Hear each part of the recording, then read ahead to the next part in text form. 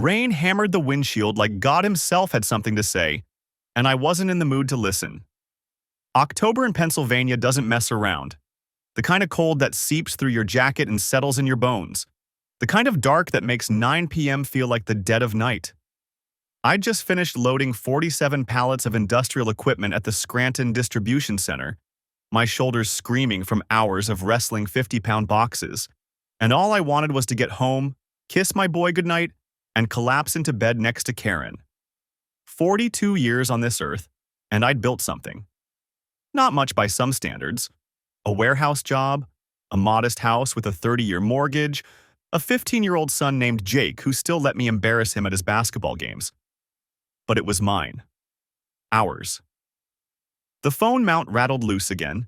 Cheap piece of garbage I'd been meaning to replace for 6 months. And the screen lit up with a 570 area code. Local, but not in my contacts. I figured it was Jake. The kid had a habit of borrowing friends' phones when his died, usually to tell me he'd forgotten his homework at school or needed $20 for something super important. Hello? My voice came out rough, scraped raw from breathing warehouse dust all shift. Static. Then a woman's voice, low and ragged, like she'd been crying or running or both. Mike, it's me. I can't keep this buried. Meet at the old mill lot. Now. We end it clean. Click. I stared at the phone for a solid 10 seconds, waiting for something else. A callback. A text. Anything that would make sense of what I just heard. Nothing. My first thought, and I'm not proud of this, was that Karen was in trouble. Real trouble. The kind that makes your wife call from a strange number at 10 p.m. on a Tuesday, voice shaking like that. My second thought was darker, the kind that slides in uninvited and refuses to leave. She knew my name, not Honey or Babe or any of the 100 little nicknames Karen had for me. Just Mike, cold, formal, like she was talking to a stranger who happened to share my name. The old mill lot. I knew exactly where that was. The abandoned steel plant on the edge of town, fenced off with chain link that rattled in the wind like bones. Karen and I used to park there when we were dating, back when we were stupid teenagers who thought we'd invented love. We'd sit on the hood of my dad's Buick and talk about the future, about the kids we'd have and the life we'd build. That was 23 years ago. I should have called her back. Should have dialed the number that lit up my screen and demanded to know what the hell was going on. But something stopped me. Maybe instinct, maybe cowardice. I hit redial anyway. Voicemail. Generic. No name. The exit for the mill came up fast, and I took it without thinking, my hands moving before my brain caught up. The gravel lot crunched under my tires as I pulled in, headlights cutting through the rain to illuminate the rusted skeleton of what used to be this town's heartbeat. A figure stepped out from the shadow of the old security booth. Not Karen. A man. Mid-40s, maybe. Suit that looked like it cost more than my monthly mortgage payment, now plastered to his body by the rain. His face was slick with water, or sweat, hard to tell. And his eyes had that particular shine of someone who's in way over their head. I kept my door half open, one foot on the ground. Ready to move if I needed to. Mike Harlan? Who's asking? He wiped rain from his face with the back of his hand, a gesture that somehow made him look younger and more desperate. Ross, from the firm, Karen's firm. She sent me. Ross. The name landed somewhere in the back of my mind, stirring up fragments of conversation. Karen mentioned him sometimes, the boss's assistant, the one with the pressed shirts and the smile that made the secretaries blush. I'd seen him once at a company picnic, shaking hands and working the room like a politician. Hadn't thought much of him then. Thought a lot less of him now. What's going on? I asked. Where's Karen? Ross glanced over his shoulder, then back at me. She's in trouble, Mike. Deep trouble. The firm's running an audit tomorrow morning, and she's been covering for me. Falsifying timesheets, routing calls off the books, my screw-ups, her fingerprints. If the audit goes through, she's done. Career over. Maybe worse. I felt the world tilt slightly, like I'd stepped onto a boat and hadn't found my sea legs yet. Covering for you? What kind of covering? Look, can we talk somewhere dry? There's a diner about 10 minutes from here. Karen's meeting us there. She's breaking, man. She said you'd understand. Old favors, she said. Something about money you lent her mom for medical bills back when you two were starting out. The medical bills. $7,000 I'd scraped together from overtime and a small inheritance from my uncle, back when Karen's mother was dying of cancer and insurance had decided they'd paid enough. Karen had promised to pay it back, but I'd told her to forget it. We were family. That's what family did. I followed Ross's taillights through the rain, questions multiplying in my head like roaches. Why was she covering for him? What kind of screw-ups needed that much covering? And why hadn't she told me any of this? The diner was one of those places that never closes. Neon open sign buzzing in the window. Coffee that had probably been brewing since the Clinton administration. I grabbed a booth near the back and waited. Karen walked in 12 minutes later, and the woman I saw wasn't my wife. My wife had steady hands and a spine like steel. My wife handled depositions and difficult clients and our son's teenage mood swings with the same unflappable calm. My wife didn't have swollen eyes or a coat gripped to her chest like a drowning person holding a life preserver. She slid into the booth across from me, and for a long moment, neither of us said anything. Mike. Her voice cracked on my name. It's all crashing down. Start from the beginning. She looked at the table, at her hands, anywhere but my eyes. The affair started 6 months ago. Ross and me. I didn't plan it. I know that sounds like garbage, but it's true. It just happened. The late hours, the calls, all of it. I was hiding it from you. I thought I was smart enough to keep everything separate. But the audit's coming, and everything I did to cover our tracks is going to come out, and my job is gone. Everything is gone. The words hit me like a series of punches, each one landing before I could recover from the last. Affair. 6 months. Ross. Say that again, I heard myself say. I'm sorry. I'm so sorry, Mike. I never meant 6 months. I wasn't asking anymore, just processing. 6 months of lies. 6 months of working late and client dinners and team-building workshops. 6 months of me warming up dinner for her in the microwave and believing every word that came out of her mouth. The money, Karen continued, words tumbling out like she couldn't stop them now that she'd started. I used some of our savings to cover gifts, things for Ross. I thought I could replace it before you noticed, but then one thing led to another and… Stop! I held up my hand. Just stop. My phone buzzed. Jake's face lit up the screen, a goofy selfie he'd taken as his contact photo. Dad? Home? Game's on. I stared at that photo for a long time. My boy. My whole reason for getting up in the morning and hauling myself to that warehouse and breaking my back for a paycheck that barely covered the bills. Jake didn't know his mother was sitting across from me right now, confessing to burning our family to the ground. I pulled out a $5 bill and dropped it on the table. That's for the coffee I'm not going to drink, I said, sliding out of the booth. You want to unload your cargo, Karen, you find someone else to haul it. Jake's my priority now. Mike, please, we need to talk about this. We needed to talk about it 6 months ago. Now I need to go home to our son. Ross was standing by the door, probably waiting to drive her somewhere. I stopped in front of him, close enough to smell his expensive cologne. The same cologne, I realized with a sick lurch, that I'd found a receipt for in Karen's coat pocket last month. She'd said it was a gift for her boss's birthday.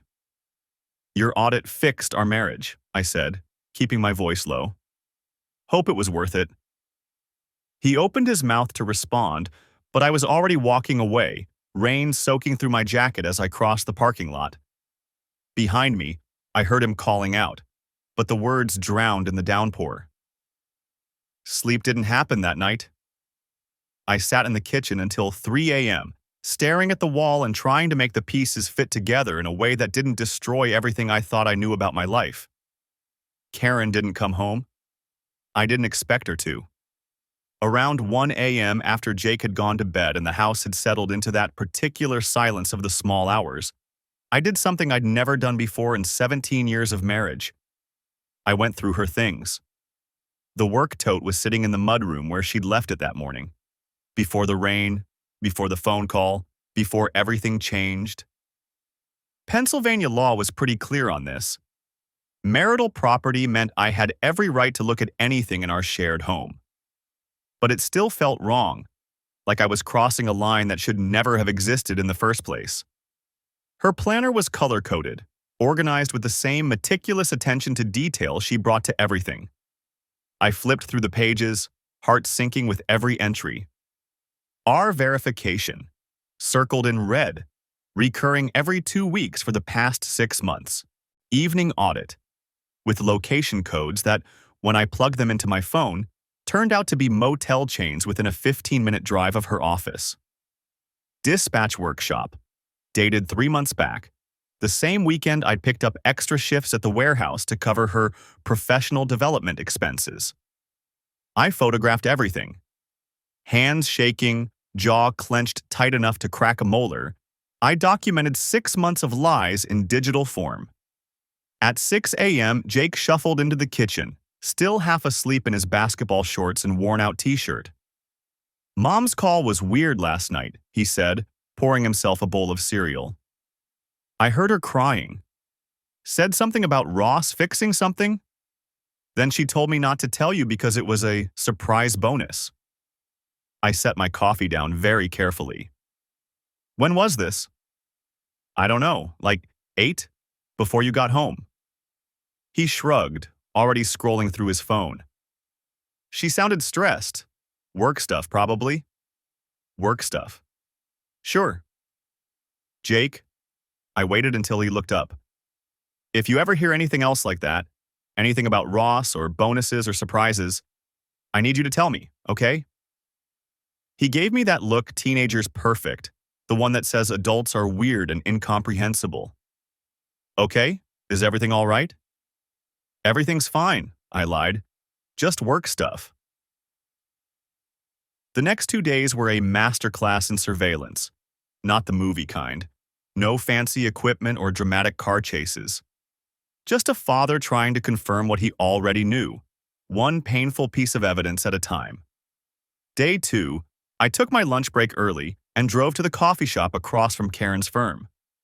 Told myself I was just grabbing a sandwich. Sat by the window for 45 minutes, watching her car in the parking lot. At 12:15, she walked out with Ross. Not unusual, co-workers grab lunch together all the time. But then she got in his car instead of hers.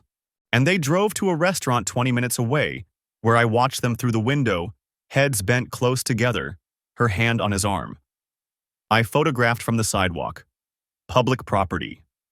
Perfectly legal. Day 3, I followed her errand after dinner. She'd told Jake she needed to pick up dry cleaning, except the dry cleaner was in the opposite direction from where her Civic was headed. Ross's apartment was in one of those new complexes on the north side of town, the kind with a gym and a pool and monthly rents that made my mortgage look reasonable. I parked 3 blocks away and watched her car sit in his lot for 45 minutes. When she finally came out, he walked her to her car. She bumped her shoulder against his in that casual, intimate way that people who've been sleeping together for a while develop without realizing it. "Verification verified," I muttered to myself, throat tight with something between rage and grief. I found Tara Mills through a guy on my shift named Eddie, who'd gone through his own divorce 2 years back. Ex-cop turned private investigator, specializing in family law cases. $100 an hour, which was more than I made loading trucks, but Eddie swore she was worth every penny. She met me at a diner. Different one from before, I couldn't stomach going back to that place. and listened without interrupting as I laid out everything I knew. 6 months of documented patterns, she said when I finished, flipping through the photos I'd printed. That's actually helpful. Most people come to me with nothing but suspicion and I have to start from scratch. What do you need from me? Keep documenting. Public observations only. Nothing that could be construed as stalking or harassment. I'll pull what I can from public records, verify the timeline, look for any financial irregularities. She tapped one of the photos, a receipt I'd found in Karen's coat pocket, some restaurant I'd never heard of. If she's been using marital funds for this affair, that's dissipation. Could matter a lot in court. I haven't filed yet. Mills looked at me over her reading glasses. Why not? Because I need to know everything first. I'm not walking into this half-cocked. She nodded slowly, like I'd given the right answer to a test. Smart. Most people want to blow everything up the second they find out. You're thinking about the long game. I'm thinking about my son. The therapist's office smelled like lavender and disappointment. I'd never been to therapy before. My family wasn't the type to talk about feelings, and I'd always figured I could handle my own problems. But Eddie had insisted, said it was important for the custody case. The court wants to see that you're dealing with this in a healthy way, he'd said. Shows stability. Shows you're thinking about Jake, not just revenge. So there I was, sitting on a leather couch that cost more than my living room furniture, telling a woman with kind eyes and a notepad about the worst week of my life. Can you tell me what you're feeling right now, Mike? Angry. The word came out harder than I meant it to. Stupid. Like I've been driving blind for 6 months and everyone else could see the cliff coming except me. That's understandable. Betrayal trauma. I don't need a name for it. I need to figure out what to do next. She didn't flinch. Probably heard worse from other clients. What do you want to do next? I want to put my fist through a wall. I laughed, but there was no humor in it. I want to drive to that apartment complex and drag him out by his expensive tie. I want to ask my wife why she chose a guy who uses more hair product than she does over 17 years of marriage. But you haven't done any of those things. No. Why not? I thought about Jake, asleep in his bed with his gaming headset still on. About the photo on my phone, the goofy selfie, about 18 years of birthdays and baseball games and homework help.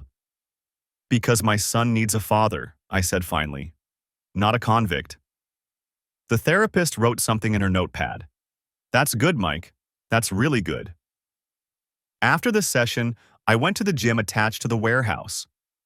They had a punching bag in the corner, old and cracked from years of guys like me working out their frustrations. I hit it until my knuckles bled, then wrapped them up and hit it some more. Eddie found me there around 7 p.m. still going at it like the bag owed me money. Harlan, Jesus, man, your hands. I stepped back, breathing hard. The wraps were soaked through with sweat and something darker. I'm fine. You're not fine. Nobody who's fine beats a bag until their knuckles look like raw hamburger. He grabbed a towel and tossed it at me. Sit down. Talk. I didn't want to talk. I wanted to hit something until the images stopped. Karen laughing at something Ross said, her hand on his arm. The casual way she bumped her shoulder against his in that parking lot. But Eddie had been through this. He knew the terrain. She's been lying to me for 6 months, I said, dropping onto the bench. 6 months of working late and client dinners while I'm here, loading boxes, thinking I'm building something for us, for our family. She's still lying? Probably. She claims it's over with Ross, but I don't believe a word that comes out of her mouth anymore. Eddie nodded, like this was exactly what he expected to hear. You file yet? Tomorrow. Attorney's got the papers ready. Good. Don't wait. The longer you wait, the more time she has to hide assets. Coach your kid, get her story straight. He leaned forward, elbows on his knees. You talked to Jake? About the divorce? Not yet. About his mother's affair? Hell no. He's going to find out eventually. Better it comes from you than from her. Or worse, from some kid at school whose parents heard the gossip. I stared at my wrapped hands. The blood was seeping through in spots, dark red against the white cotton. He's 15. He shouldn't have to deal with this. No, he shouldn't. But he's going to have to anyway. The question is whether he deals with it knowing his dad was straight with him, or knowing his dad lied to protect what? His image of his mother? I didn't have an answer for that. Eddie was right. He usually was, about the hard stuff. But the thought of sitting Jake down and explaining that his mother had been sleeping with another man, using him as cover, building a secret life while we ate dinner together like a normal family. Give it a few days, Eddie said, reading my expression. But don't wait too long. Kids know more than we give them credit for. He probably already senses something's wrong. Week 2 started with a confrontation I couldn't avoid. Jake had been acting weird all weekend, quieter than usual, spending more time in his room. I figured it was normal teenage stuff until I found the sticker in his backpack. It was one of those motivational things, the kind you'd find in a corporate gift basket. Teamwork makes the dream work, in shiny letters over a stock photo of a handshake. But it wasn't the sticker that made my blood pressure spike. It was the note attached to it, in Karen's handwriting. Give this to your dad when the time is right. Don't tell him. It's a special surprise for my work bonus. Love you, sweetie. I found Jake in the backyard, shooting hoops at the rusted basket we'd put up when he was 8. Hey, I held up the sticker. What's this about? He caught the ball and turned around, looking guilty in the way only teenagers can. Mom gave it to me like a month ago. Said it was for some surprise thing at your work? I forgot about it. What surprise thing? I don't know, Dad. She just said to keep it quiet. Why? Is it bad? I looked at my son, really looked at him. 15 years old, caught between childhood and whatever came next, trying to navigate his parents' mess without a map or compass. None of this was his fault. It's fine, I said. Just curious. But later that night, I drove to the park where Karen had agreed to meet me. Neutral territory, public space. Plenty of witnesses if things went sideways. She was already there when I arrived, sitting on a bench overlooking the empty playground. The same bench where we'd had our first real conversation 24 years ago, when I was a nervous kid with a bad haircut, and she was the prettiest girl I'd ever seen. You're using Jake, I said, not bothering with pleasantries. Giving him stickers and notes, making him part of your cover story. Mike, that's not... He thinks he's keeping a secret for his mom. He thinks he's part of some fun surprise. And the whole time, he's just... What? Your fact checker? Your alibi? Karen's face went through several expressions, landing on defensive. He's imagining things. Kids do that. You're reading way too much into... Don't. I held up my phone, showing her a photo of the sticker and note. You wrote this. You gave it to him. Stop lying to me. She stared at the screen for a long moment, then slumped back against the bench. What do you want me to say? I want you to say you'll leave Jake out of this. Whatever happens between us, he doesn't deserve to be caught in the middle. I'm his mother, Mike. Then act like it. I walked away before she could respond. Behind me, I heard her start to cry, but I didn't turn around. The next morning, I filed for temporary support through my attorney, a guy named Hendricks, who'd been recommended by Mills. He walked me through the paperwork in his cramped office downtown, explaining each form in a way that made me feel like I was signing my own death warrant. Pennsylvania's a no-fault state, he said. Means the court doesn't really care who did what to whom. What matters is the equitable distribution of assets, and most importantly, the best interest of your son. So the affair doesn't matter, he sighed. It matters for dissipation. If she spent marital funds on the boyfriend, we can claw that back. And it can factor into custody if there's evidence of poor judgment or instability. But it's not going to be the slam dunk you might be hoping for. I signed the papers. Karen would receive them via certified mail, like a bomb wrapped in bureaucracy. Her reaction came 3 days later, in the form of a phone call at 2 a.m. "You filed?" Her voice was somewhere between disbelief and fury. "You actually filed? What did you expect me to do, Karen? Shake Ross's hand and thank him for keeping you company?" "We could have worked this out. Marriage counseling, trial separation. There are options, Mike. The option was for you to tell me the truth 6 months ago. That option is gone now." Silence on the line. Then, quieter. "You're going to destroy me in court. I'm going to protect my son, whatever that takes." I hung up before she could respond. The mandatory mediation session started in week 3. Pennsylvania wouldn't let you get divorced without at least trying to play nice first. Some bureaucrat's idea of saving marriages, I guess. Karen and I sat across from each other in a conference room that smelled like stale coffee and broken promises, while a woman named Dr. Patel tried to help us communicate effectively. The first session was a disaster. Karen came in swinging, all wounded innocence and tearful accusations. "You've been stalking me," she said before Dr. Patel could even finish her introductions. "Following me around, taking pictures. Do you have any idea how violated that makes me feel?" "I have a pretty good idea how 6 months of lies made me feel," I shot back. "You want to compare notes?" "Please." Dr. Patel raised her hands. "This process only works if both parties engage respectfully." "Respectfully?" Karen laughed, sharp and bitter. "My husband turned our divorce into some kind of spy operation. Investigators, photographs, financial audits. Evidence," I said. "I've got evidence. Of what you did. There's a difference." That first session ended early. Dr. Patel suggested we take time to process before the next meeting.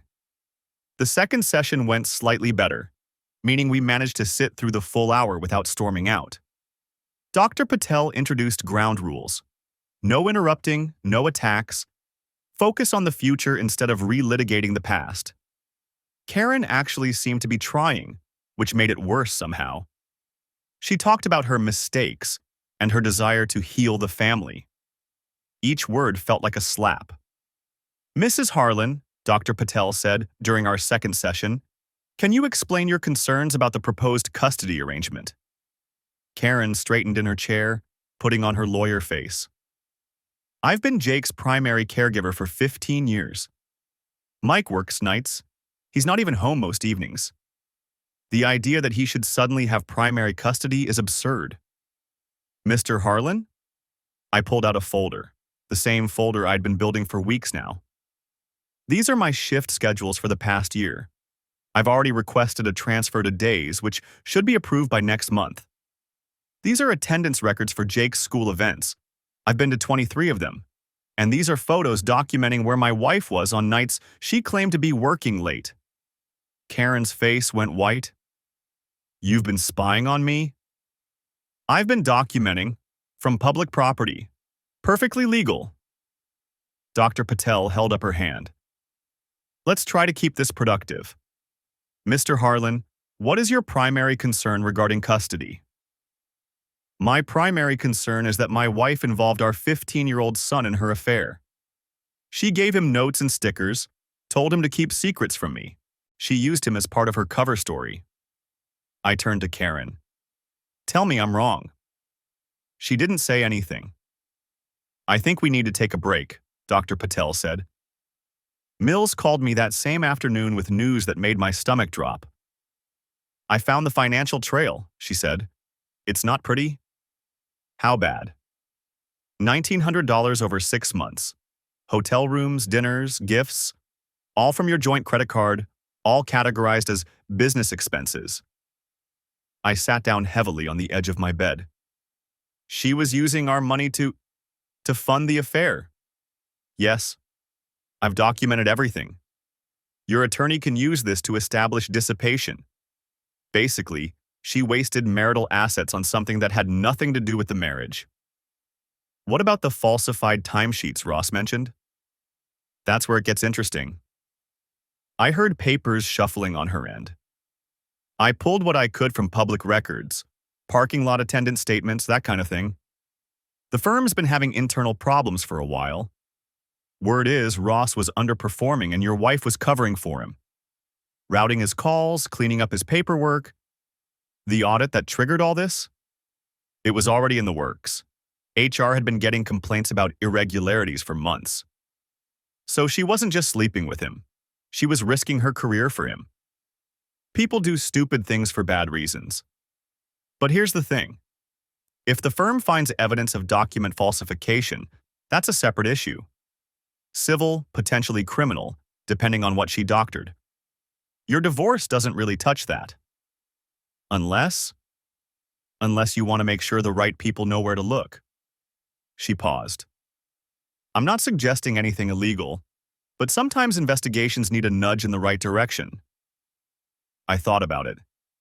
The temptation was there. Watch Karen's professional life crumble the same way she'd crumbled our marriage. But Eddie's voice echoed in my head. Don't do anything that could backfire. Not yet. Let's see how custody plays out first. Your call. I'll keep the documentation ready if you change your mind. The weeks that followed were a slow grind. Jake's behavior got worse before it got better. He started skipping basketball practice, letting his grades slip. His coach called me twice in 1 week, worried about the kid who'd always been first to arrive and last to leave. Something going on at home? Coach Williams asked. Jake's not himself lately. Family stuff, I said. We're working through it. I found Jake one night sitting on the back porch, staring at nothing. No phone, no headphones, just him in the darkness. Something in his posture made me sit down beside him without a word. We stayed like that for a while. Then he spoke. Are you and Mom getting divorced? I'd been dreading this question since that rainy night. Had rehearsed answers, tried to figure out the best way to say it. But when the moment came, all my prepared speeches vanished. Yeah, buddy, we are. He nodded slowly, like he'd already known. Because of Ross? My heart stopped. What do you know about Ross? Mom's not as sneaky as she thinks. He picked at a splinter on the railing. I heard her on the phone with him a few months back, laughing in that weird way she does when she's nervous, like she was trying too hard. Jake. Then I started noticing stuff. The late nights. The way she'd smile at her phone and hide it when she saw me looking. He finally met my eyes. I'm not stupid, Dad. I figured it out. When? Couple months ago. Didn't want to believe it at first. His voice cracked slightly. She gave me that sticker thing, you know. Said it was a surprise for you. Made me feel like we were in on something fun together. And the whole time? I put my hand on his shoulder. You weren't being stupid. You were being a kid who trusted his mother. Yeah, well, not making that mistake again. Your mom loves you. Whatever she did, that doesn't change. I know, but I don't have to like what she did. And I don't have to pretend everything's fine. We sat there until the stars came out. At some point, he leaned his head against my shoulder, just for a second, like he used to when he was little. Then he straightened up. I'm going to bed. Get some sleep. He paused at the door. Dad, thanks for being straight with me. Then he was gone, and I was alone with thoughts I couldn't outrun. The custody evaluation happened in month 4. A guardian ad litem, basically a court-appointed advocate for Jake, interviewed all 3 of us separately, reviewed all the evidence, and spent an hour watching Jake and me interact at our house. Her name was Dr. Reeves, a no-nonsense woman in her 50s who looked like she'd seen every kind of family dysfunction and wasn't impressed by any of it.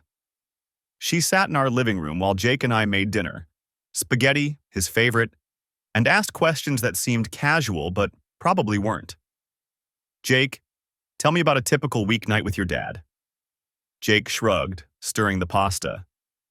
We eat dinner together, watch a game sometimes, or play video games. He helps me with homework if I need it. which I usually don't, but he asks anyway. What about weekends? Saturdays he takes me to scouts now. Sundays we usually just hang out. Go to the movies sometimes, or he comes to my games. Dr. Reeves made a note. And with your mom? A pause. Too long. She's usually working, or she was, I guess. Before everything? Before everything? Jake looked at me, and I gave him a small nod. Tell the truth. Before I found out about the affair, before Dad filed for divorce. He set down the spoon, turned to face Dr. Reeves directly. Look, I know why you're here. You're trying to figure out where I should live, and I'm telling you straight. I want to stay with my dad. Why is that? Because he's honest with me. He doesn't make me keep secrets or pretend things are okay when they're not. Jake's voice got harder. My mom used me. She gave me notes and stickers and told me they were surprises for Dad, but they were just lies. Ways to make herself look good while she was sneaking around. That must have been difficult to realize. It was. But at least Dad told me the truth when I asked. Mom still acts like everything that happened was some kind of misunderstanding. He shook his head. I'm 16. I'm not a little kid. I know what an affair is, and I know what she did. Dr. Reeves spent another 30 minutes with us, watching us interact, asking about school and friends and future plans. Jake showed her his room, his basketball trophies, the project car engine he'd been working on with his scout troop. You've built something good here, she said to me quietly as Jake walked her to the door. That matters. I hope so. After she left, Jake turned to me with a worried expression. Did I say the right things? You said the truth. That's all you can do. What if she gives Mom custody anyway? What if I have to go live with her? I pulled him into a hug. That's not going to happen. I promise. How can you promise that? Because I'm going to fight like hell to keep you. And because judges aren't stupid. They can see what's best for a kid, even when the parents can't. He hugged me back, tight enough to hurt. I believe you, he said into my shoulder. Karen filed for 50-50 custody 2 weeks later. Her attorney argued that she'd been Jake's primary caregiver for 15 years and deserved equal time. Hendricks called me into his office to discuss strategy. She's claiming you were an absent father because of your work schedule, he said, sliding a copy of her motion across the desk. Says Jake needs stability, and she's the one who can provide it. I laughed, a bitter sound that didn't have much humor in it. Stability? She was sneaking around with her coworker for 6 months and using our son as her cover story. That's her idea of stability? I know, but we need to counter her narrative with evidence. Concrete evidence that you've been an involved parent despite your work schedule. I've got attendance records for every school event, coaches' statements from Jake's basketball team, report cards signed by me because Karen was too busy. I pulled out another folder. My collection was getting impressive. Plus everything Mills dug up on the financial dissipation. Hendricks flipped through the papers, nodding. This is solid. Combined with the Guardian ad litem's report, which I'm expecting to be favorable, we've got a strong case. What about the thing with Jake? The stickers and notes? That's actually our strongest point. It shows poor judgment, a willingness to manipulate your son to cover up her affair. Courts don't like that. I left his office feeling something I hadn't felt in months. Hope. Week 10. Brought the confrontation I'd been dreading, and, if I'm being honest, looking forward to. Mills had arranged for me to bump into Ross at the firm's parking lot, under the pretense of returning some documents Karen had left at the house. It was thin, but legal. I got there early, parked where I could see the main entrance. Watched the steady stream of suits coming and going, checking their phones, climbing into their imports. The kind of people who'd never loaded a truck or worked a midnight shift in their lives. Ross emerged at 5:47 p.m., briefcase in hand, tie loosened. looking every inch the corporate climber who'd decided my wife was a rung worth stepping on. I intercepted him by his car, a silver BMW that probably cost more than I made in a year. "Ross." He froze, keys halfway to the door. For a second, something flickered in his eyes. Fear, maybe, or calculation. Then the mask came down. "Mike, what are you doing here?" "Returning some of Karen's things." I held up a box I'd prepared. Old files, nothing important. "Thought I'd save her the trip." "You couldn't mail them?" "I could have, but then I wouldn't get to have this conversation." I set the box on the hood of his car, not gently. "You and me, Ross. Man to man. No lawyers, no investigators. Just two guys talking about how one of them decided to tear apart another man's family for sport." His jaw tightened. "It wasn't like that." "No? Then what was it like?" "Enlighten me. I'd love to understand how you went from team-building exercises to banging my wife in motel rooms while I was loading trucks and thinking about how to afford Jake's college." "Karen made her own choices." "Don't." I stepped closer, close enough to see the sweat beading on his forehead. "Don't you dare put this on her like you're some innocent bystander. You knew she was married. You knew she had a kid. You knew what you were doing every single time you met her at some restaurant or hotel or wherever else you were sneaking around." Ross's composure cracked, just a little. "Look, I'm not proud of what happened, but you can't blame me for your marriage falling apart. Karen was unhappy long before I came into the picture." "Was she?" "Funny, she never mentioned that to me. Must have slipped her mind between 'I love you' and 'I'm working late again.'" "Mike, I don't want trouble. Too late for that." I picked up the box. "This is me, warning you. Stay away from my son. Stay away from my house. And if I find out you're still seeing Karen, still sneaking around behind whatever passes for your life, you'll what? Beat me up in a parking lot?" I smiled. It wasn't a nice smile. "No. I'll make sure every document, every receipt, every piece of evidence I've collected ends up in front of the right people. HR, the bar association, maybe the local news. Your career, your reputation, everything you've built, gone." "That sounds like a threat." "That's because it is a threat." I turned and walked away, calling over my shoulder, "Have a nice evening, Ross. Drive safe." Behind me, I heard him fumbling with his keys, hands shaking. Small victory, maybe. But it felt good. Mills was waiting in her car across the lot. "How'd it go?" "He's scared." "Good. You know confronting him like that could backfire in court." "I know, but some things need to be said out loud." She nodded slowly. "I get that. Just be careful. We're in the home stretch. Don't give them anything to use against you." Month 5 brought the firm's internal investigation to a head. Someone had tipped off HR about the falsified timesheets. I never found out who. And suddenly Karen was drowning in meetings and depositions and panic. She called me late one night, voice shaking. "Did you do this?" "Do what?" "The investigation. Someone complained to HR. They're looking at everything. The timesheets, the expense reports, all of it. They're going to fire me, Mike." I could have lied. Could have played innocent and let her twist in the wind. But something in her voice stopped me. The same desperation I'd heard that night in the rain, when everything started falling apart. "I didn't make any complaints," I said. Technically true. Mills had handled that part. "But you should have thought about consequences before you started falsifying documents." I was covering for Ross. He was the one who, "I don't care who started it.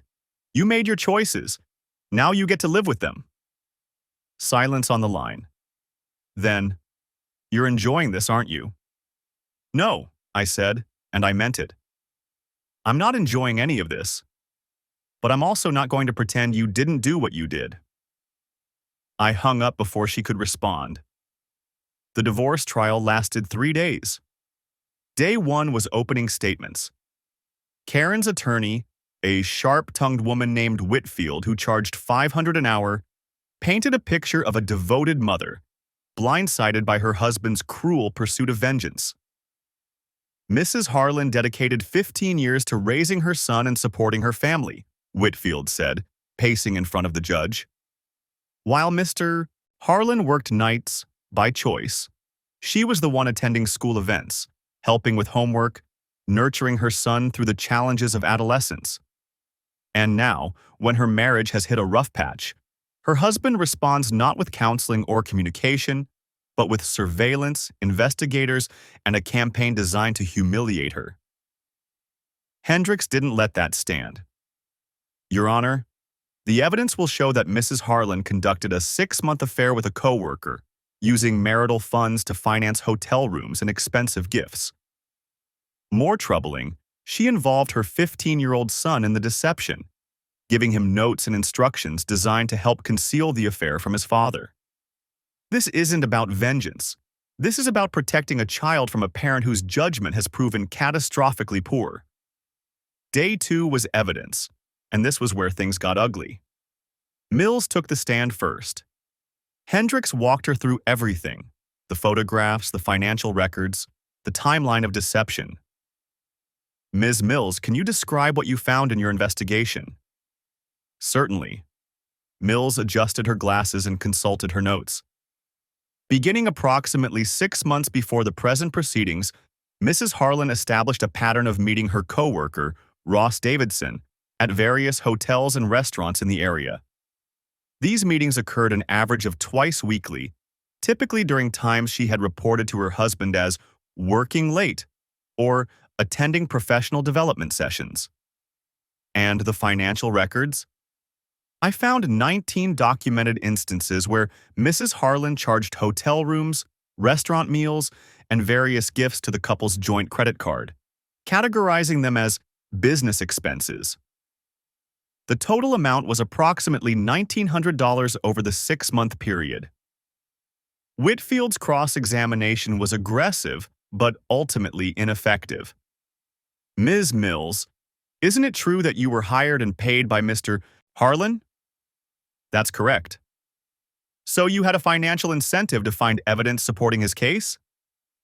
I had a financial incentive to find the truth. The evidence speaks for itself. My turn came after lunch. Hendricks led me through the discovery, the phone call, the planner, the photographs. I kept my voice steady, even when I wanted to scream. Mr. Harlan, can you tell the court about the incident with your son and the sticker? Yes. I took a breath. About 3 weeks after I learned about the affair, I found a motivational sticker in my son's backpack with a note from his mother. The note said to give it to me when the time is right, and not to tell me, that it was a special surprise related to her work bonus. And what did you make of this? I realized my wife had been using our son to maintain her cover story, making him complicit in her lies without his understanding what he was actually participating in. Whitfield went after me hard on cross. Mr. Harlan, isn't it true that you've been conducting surveillance on your wife for months? I've been documenting her behavior from public property. Everything I've done has been legal. Legal, perhaps, but healthy? Normal? She stepped closer. You followed her to her coworker's apartment. You sat outside for nearly an hour, watching. Does that sound like the behavior of a stable, trustworthy parent? It sounds like the behavior of a father trying to understand why his wife has been lying to him for 6 months. I needed to know the truth. For the court? Or for yourself? Both. Day 3 was closing arguments. Whitfield gave it everything she had: the devoted mother, the overreacting husband, the family that could still be saved with enough therapy and goodwill. But Hendricks had the facts on his side, and he used them like a surgeon. Your Honor, this case is not about punishing adultery. It's about determining what arrangement best serves the interests of a 15-year-old boy who has been manipulated by his mother, deceived about the state of his family, and used as an unwitting accomplice in an affair. The evidence shows that Mr. Harlan has been a consistent, present father despite his work schedule. Mrs. Harlan, by contrast, has demonstrated a pattern of deception and poor judgment that calls into question her fitness as a primary custodian. The judge retreated to her chambers. We waited for 2 hours. Karen sat on one side of the courtroom, I sat on the other. Neither of us looked at each other. When the judge returned, the room fell silent. After reviewing all evidence presented, she began, the court finds that primary custody should be awarded to the father, Mr. Michael Harlan, with supervised visitation for the mother on alternating weekends and 1 weeknight dinner per week. Karen made a sound, something between a gasp and a sob. The judge continued. The evidence clearly demonstrates a pattern of deception and poor judgment on the part of Mrs. Harlan, including the troubling involvement of the minor child in concealing her extramarital affair. Additionally, the court finds dissipation of marital assets totaling approximately $1,900, which will be factored into the equitable distribution of property. She went on.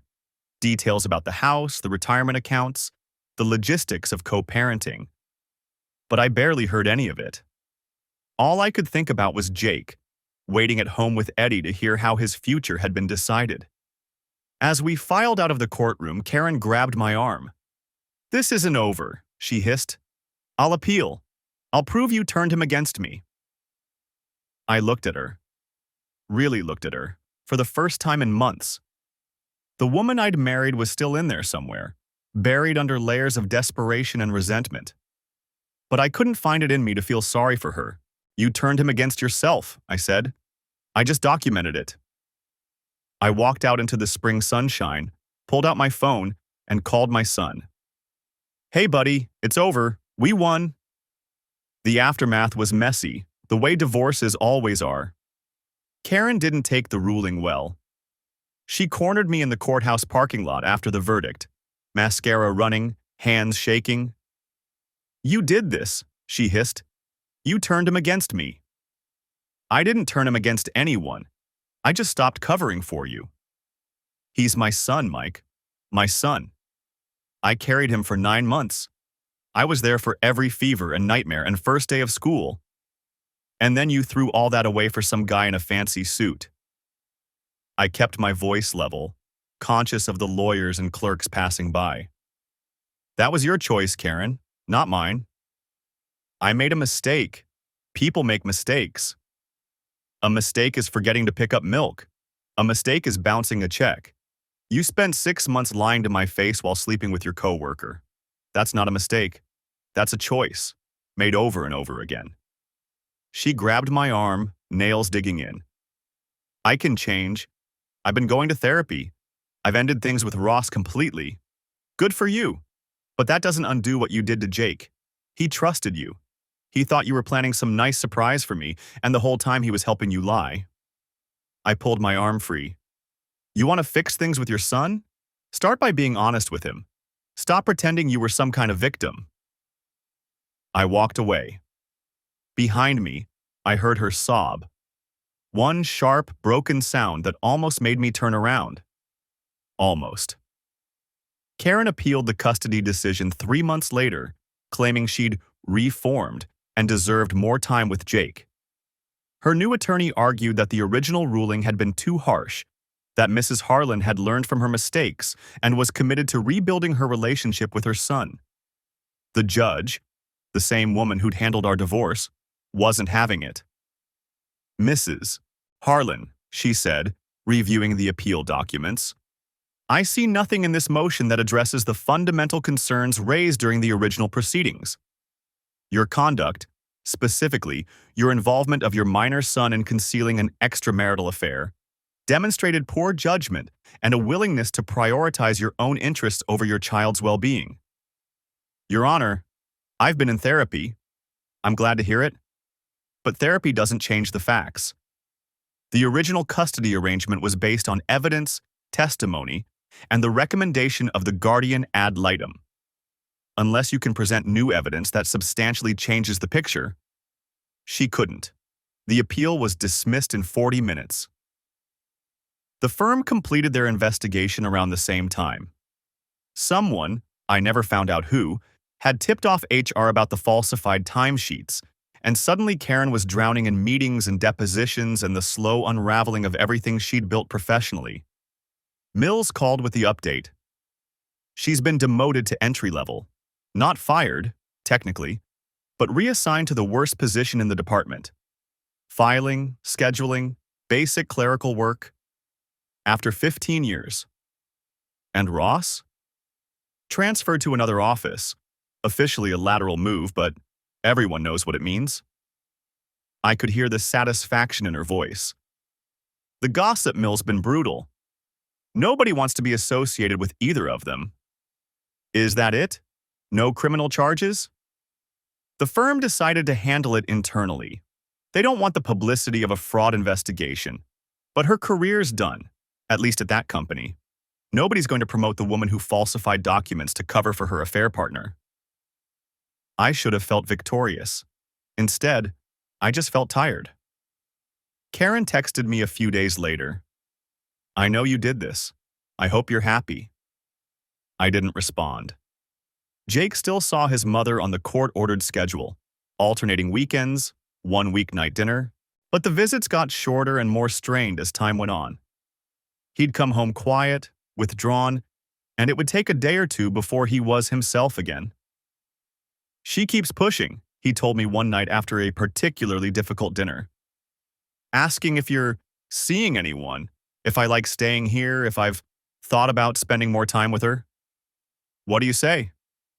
I told her the truth, that I like it here, and I'm not ready to change the arrangement. He picked at his food. She didn't take it well. Started crying about how she's trying so hard and nobody gives her a chance. That sounds tough. It is. But it's also... He struggled for the word. Manipulative? Like she's trying to make me feel guilty for having feelings about what she did. You're not wrong to feel how you feel. I know. That's what my therapist says too. He managed a small smile. She's actually pretty helpful, the therapist. Makes me talk about stuff I don't want to talk about, but afterward I feel... lighter. Good. That's what therapy's supposed to do. Jake was quiet for a moment. Then, Dad, do you think Mom will ever actually change? I thought about it carefully before answering. I think she's capable of changing. Whether she will or not, that's up to her. But whatever she decides, it doesn't change what you need. You get to protect yourself, even from your own mother. He nodded slowly. Yeah, I'm starting to figure that out. The day shift transfer came through in month 7, which meant I was actually home for dinner most nights. The foreman had been surprisingly understanding about the whole thing. You've been carrying a heavy load, Harlan, he said when he told me the news. Time to put some of it down. Thanks, Dave. I appreciate you making this happen. Don't thank me. You've been one of my best guys for 12 years. About time the schedule worked in your favor. He paused at the door.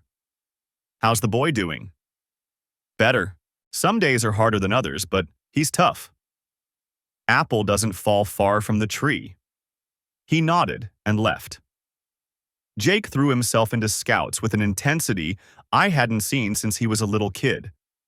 His troop was working on restoring an old car engine, teaching the boys mechanics, teamwork, responsibility. He came home covered in grease most Saturdays, grinning like he'd won the lottery. You should come watch sometime, he said one evening, excitedly describing some complicated thing they'd done with a carburetor. We're almost done. Going to fire it up next week. I'd like that. Dad? He was quiet for a moment. Thanks for being there. I know things have been crazy, but it means a lot. That you show up. That's my job, buddy, showing up. He smiled. A real smile, the first one I'd seen in weeks. Yeah, you're pretty good at it. Mia Reyes entered my life in month 8, and she did it the same way she did everything else. Direct, unexpected, and impossible to ignore. She was a nurse at Gazinger, the hospital where I'd taken Jake for his broken arm 2 years back. We met again at a warehouse first aid training session. She was the instructor. I was the guy who couldn't remember which side of the bandage went where. "You're that dad," she said afterward, recognition dawning in her eyes. "The one with the kid who tried to convince me his arm wasn't broken so he could play in his basketball game." "That's us. Stubbornness runs in the family." She laughed. A real laugh, not the polite kind. "How's he doing?" "Better, growing up too fast." "They all do." She tilted her head, studying me. "Can I buy you a coffee, as an apology for making you look incompetent in front of your coworkers?" "I do that fine on my own. But sure, coffee sounds good." The coffee turned into dinner. Dinner turned into more dinners. I told her about the divorce early. Didn't see the point in pretending to be something I wasn't. "That's rough," she said when I finished, stirring her drink. "My ex cheated too. Found out when his girlfriend showed up at the hospital, pregnant, asking to see him." "What did you do?" "Changed the locks and donated his golf clubs to Goodwill." She smiled, but there was steel behind it. "Best decision I ever made." "No regrets?" "About the golf clubs?" "Sometimes. They were nice clubs." She reached across the table and touched my hand. "About leaving him?" "Not for 1 second." Jake approved of her, which mattered more than I wanted to admit. She came to his scout meetings, helped him with his science projects, didn't try too hard to be his friend. Just showed up consistently, which was more than his mother was doing. "She's pretty cool," Jake admitted one night, after Mia had helped him debug some problem with his engine project. "Not like some of my friends' stepmoms, always trying to be their best friend or whatever." "She's not your stepmom." "I know, but she could be, right? Eventually?" I didn't have an answer for that. Not yet. The anonymous envelope arrived in month 11. No return address, just my name and handwriting I didn't recognize. Inside was a single receipt, one of the fake expense reports Karen had filed, with her signature at the bottom. Attached was a post-it note. "Thanks for standing up. The mill's cleaner now." I never found out who sent it. Part of me didn't want to know. Christmas that year was the first one in the new normal. Jake, Mia, her mother, and a few guys from the warehouse who didn't have anywhere else to go. The house was loud and warm and chaotic in all the best ways. We cleaned up afterward, Mia and me, shoulders bumping as we loaded the dishwasher. "I've been thinking," I said. "Dangerous habit." I laughed. "About us, about where this is going." She stopped what she was doing and looked at me. Really looked at me, the way she did when she was assessing whether someone was telling her the full story. "Where do you want it to go?" The ring was in my pocket. Had been for 2 weeks, waiting for the right moment. Turned out the right moment was standing in my kitchen with dish soap on my hands, and the woman I loved giving me that look. I pulled it out. Nothing fancy, a simple band with a small diamond. "Mia, I'm not good at speeches, never was. But I'm good at showing up. I'm good at being there when it counts." I held out the ring. "And I want to be there for you." Her eyes went bright. "Mike Harlan, that's terrible." "Is that a no?" She grabbed my collar and kissed me hard enough to knock the sponge out of my hand. "That's a yes, you idiot."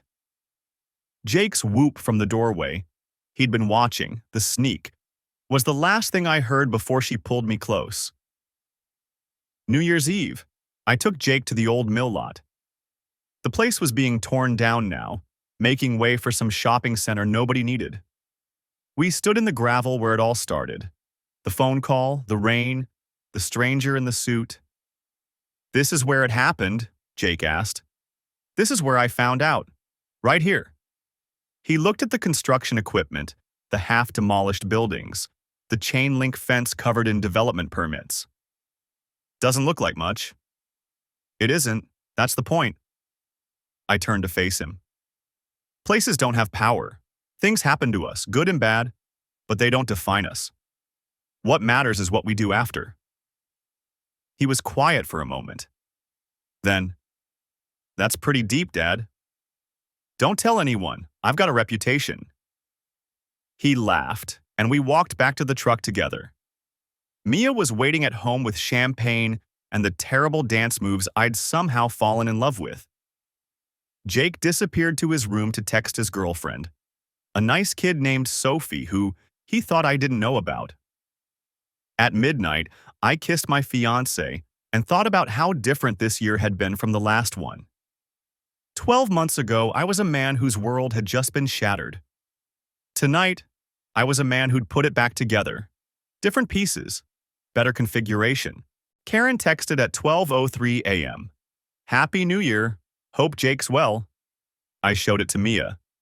"Think I should respond? What do you want to say?" I thought about it. Then I put the phone in my pocket. "Nothing," I said. "Some cargo's not worth carrying." We danced badly in the living room until our feet hurt, and then we went to bed, and I slept better than I had in months. The mill's gone now, completely demolished. Nothing but foundation and memory. I drive past sometimes on my way to work, day shift finally, after all those years. And I think about that night. The rain, the phone call, the stranger waiting in the dark. Then I go home to my family and I don't think about it anymore.